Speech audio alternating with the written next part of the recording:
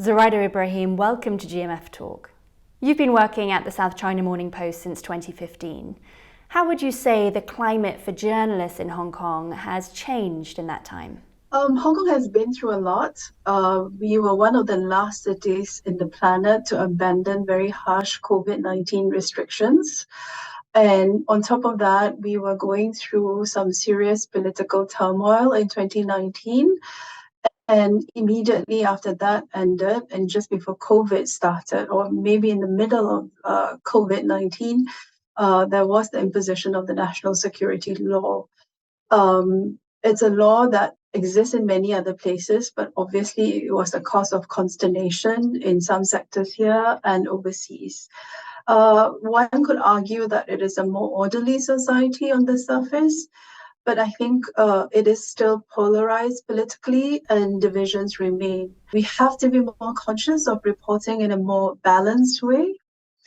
Initially, academics and commentators were hesitant to speak openly, but it's been nearly 3 years since the law took effect, and people have shaken off the initial concern. Many opposition figures are either in exile or they are behind bars.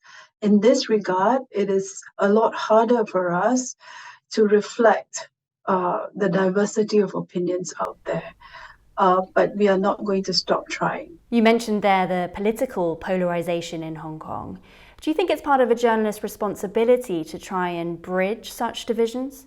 Absolutely. I think it is essential that we maintain our journalistic independence and not be swayed either by those in power or by global trends or even by what's popular in our own community. So what would you say then are some tangible strategies for addressing societal or political divides as journalists or as newsrooms? I think we must actively go out of our way to seek different perspectives and ensure that they are represented in our coverage. And this includes engaging with a diverse range of sources and communities to capture as broad a range of experiences and viewpoints that exist in our society. We must promote fact-based reporting that counters misinformation and encourages evidence-based discussions. I think by providing accurate information and contextual analysis, we can hopefully contribute to a more informed public discourse.